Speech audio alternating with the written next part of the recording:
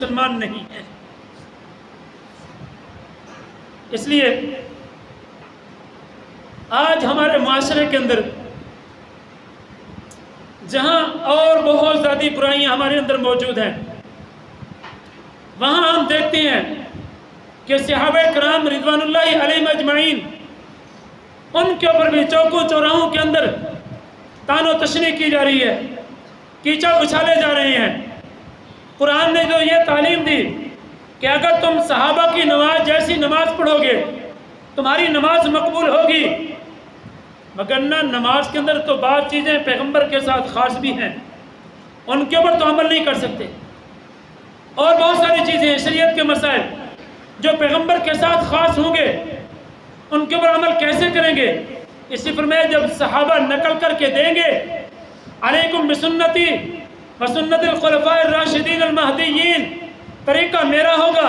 پوچھنا میرے خلفاء راشدین سے ہوگا، جب وہ عمل میرا بتا دیں اس کے اوپر عمل کر دینا، اگر میرے صحابہ عمل کو نہ بتائیں پھر سمجھ لینا کہ وہ عمل یا تو پیغمبر کے ساتھ خاص تھا یا اس وقت کے زمانے کے ساتھ خاص تھا۔ اس لیے آج جو ہمارے پر حالات ہیں، مشکلات اور پریشانیاں ہیں، کہیں زلزلوں کا عام وجود پایا جا رہا ہے، کہیں اندھیروں اور طوفان پڑ رہے ہیں، کہیں سیلاب آ رہے ہیں، یہ سارے کیوں آ رہے ہیں؟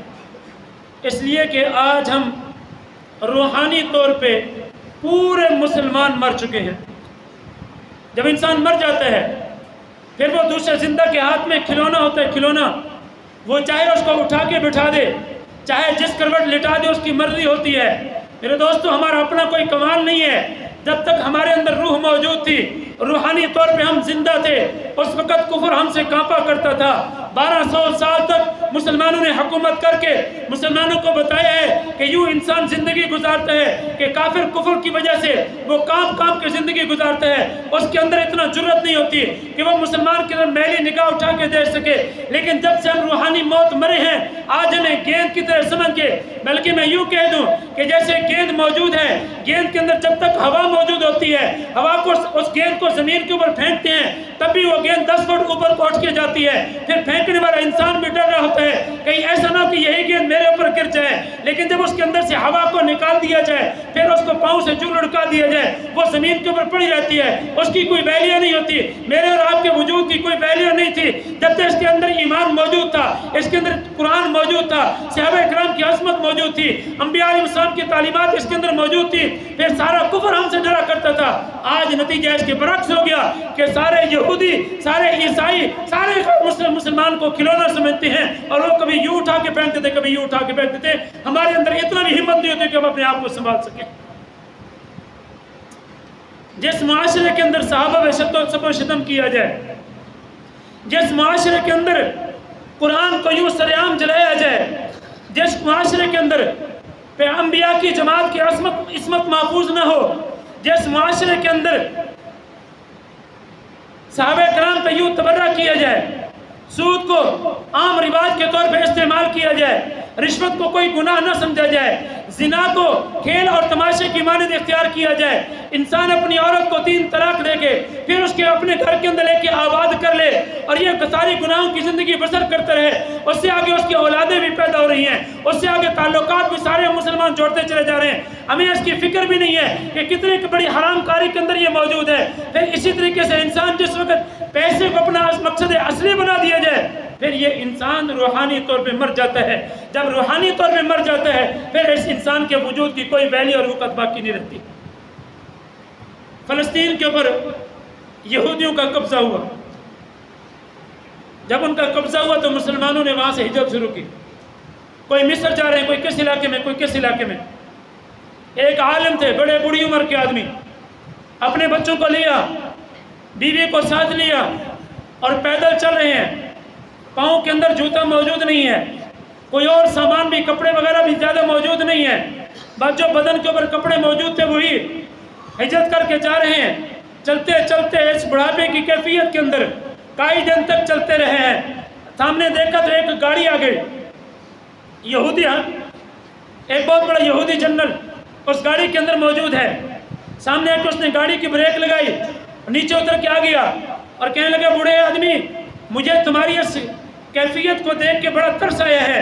اس کیفیت کو دیکھ کے بڑا میرے رحم آیا ہے، لہذا تو ایسا کر میری گاڑی کے اندر بیٹھ جا اور میں تمہیں تیری منزل مقصود تک پہنچا دوں گا۔ وہ عالم کہنے لگے تو یہودی کہیں ایسا نہ کہ میرے ساتھ دھوکہ کرے۔ وہ کہنے لگے نہیں میں نے تم سے وعدہ کی ہے کہ تیری منزل مقصود تک تجھے پہنچاؤں گا، صرف اور صرف تیری کیفیت دیکھ کے تیرے پر مجھے رحم آیا ہے، تیرے پاس سواری موجود نہیں ہے، شکل و صورت سے میں نے دیکھا، اس سے تو میری گاڑی کے اندر بیٹھ، میں تمہیں منزل مقصود تک پہنچاؤں گا۔ اب جب گاڑی کے اندر اس کو بٹھا لیا اور یہاں سے چل پڑے، آگے جا کے اپنے خیمے کے اندر پہنچا ہے، خیمے کے اندر گاڑی کو جا کے روکا اس نے، پھر اس عالم سے کہہ رہے نیچے اترو اور آ کے میرے خیمے کے اندر بیٹھو، نیچے اتار کے خیمے کے اندر لے جا گیا، اس کو کھانا سامنے پیش کیا، نیچے خود بیٹھے ہیں اور عالم کو اوپر جگہ کے اوپر بٹھایا ہے اور کہہ رہے کہ تیری شکل و صورت کو دیکھ کے مجھے یہ معلوم ہوتا ہے کہ تم مسلمانوں کا عالم لگتا ہے۔ کہنے لگا ہاں میں تو عالم ہوں، لیکن تیرے سلوک کی وجہ سے میں خود نیچے بیٹھا ہوں، تیرے پاؤں کے اندر بیٹھا ہوں، تیری جوتی کے برابر بیٹھا ہوں، تجھے میں نے خود اوپر بٹھایا، تجھے میں نے کھانا کھلایا۔ ذرا تم مسلمان یہ بتاؤ مجھے عمر بن خطاب کو جانتے ہو؟ جی میں عمر بن خطاب کو جانتا ہوں، وہ تو اسلام کی مسلمہ شخصیت تھی، اسلام کا ایک عظیم ہیرو تھا، دنیا ان کے عدل و انصاف کی مثالیں پیش کرتی ہے۔ اچھا تم مسلمانوں نے جب سے عمر کی زندگی کو اپنی زندگی سے نکال دیا، آج کیفیت یہ رہی کہ تم ہمارے غلام بن گئے۔ جب تک تمہاری زندگی کے اندر عمر کی زندگی موجود تھی پھر ہم تمہارے قدموں کے اندر رہا کرتے تھے، آج کیفیت برعکس کیوں ہو گئی ہے؟ کیا تم نے اپنے آپ سے دھوکہ کر لیا؟ اپنے آپ کو بھی تم دھوکہ دیتے ہو مسلمان کہلوا کر۔ ایک ڈاکٹر ہے مسلمان، اس کا خان سامہ ہے، روٹیاں پکاتا ہے، ایک دن اسے کہنے لگا مجھے چھٹی دے دو، یہودی ڈاکٹر ہے، چھٹی کیوں کر لینی ہے تو نے؟ مجھے بخار ہو گیا، نزلہ ہو گیا، زکام ہو گیا، 2-3 دن کے لیے مجھے چھٹی دے دو۔ وہ کہنے لگا تو مسلمان ہے اور نماز نہیں پڑھتا، اس لیے تجھے نزلہ زکام ہوا؟ وہ کہنے لگا تجھے کیسے معلوم ہوا؟ اس نے کہا ہماری تعلیم یہ بتاتی ہے، ڈاکٹریٹ ہماری یہ بتاتی ہے کہ جب انسان وضو کرتا ہے، ناک میں پانی ڈالتا ہے، اپنے کلی کرتا ہے، ان کی وجہ سے ناک اور منہ کی بہت ساری بیماریاں ختم ہو جاتی ہیں۔ ایسے بندے کو کبھی نزلہ زکام نہیں ہوتا جو وضو کرتا ہے پابندی کے ساتھ۔ تم مسلمان بنے پھرتے ہو، اپنے اسلام کے ساتھ بھی دھوکہ کرتے ہو اور کہتے ہو مسلمان ہیں۔ آج میرے بھائی ہماری یہی کیفیت بن چکی کہ ہم نے حقیقت میں اپنے آپ کو مسلمان تو کہلوایا، لیکن اپنے جسم کے اندر اسلام کو نافذ نہ کیا، اپنے دل کے اندر اپنے ایمان کو نافذ نہ کیا۔ تقاریر سنتے ہیں، مسائل بھی سنتے ہیں، بس سننے کی حد تک محدود رکھ لیا، عملی زندگی ہمارے اندر موجود نہ رہی، جس کی وجہ سے آج کافر چاہے وہ یہودی ہو چاہے وہ ہندو ہو، اتنے ڈرپوک قوم جس کی کوئی مثالیں دنیا کے اندر دیکھنا چاہیں تو پھر میں اتنی کہ مسلمان اگر کہہ دیتا یہاں پہ کھڑے رہ جاؤ تو وہ کئی دن تک وہاں پہ کھڑے رہتا، ڈر کی وجہ سے وہاں ہلتا تک نہیں تھا۔ اور آج مسلمان کی الٹی کیفیت بنی ہے، اس وجہ سے ایک مسلمان نے اپنے ایمان والی زندگی کو چھوڑ دیا ہے، مسلمان نے اپنے پیغمبر کی جماعت والی زندگی کو چھوڑ دیا ہے، اپنے نمونے کو چھوڑ دیا ہے، اس وجہ سے آج مسلمان ذلیل و رسوا ہو رہا ہے۔ پروردگار سے دعا ہے کہ اللہ پاک ہمیں پھر سے حضرت عمر والی زندگی نصیب فرما دے۔ بآخر دعوانا الحمدللہ۔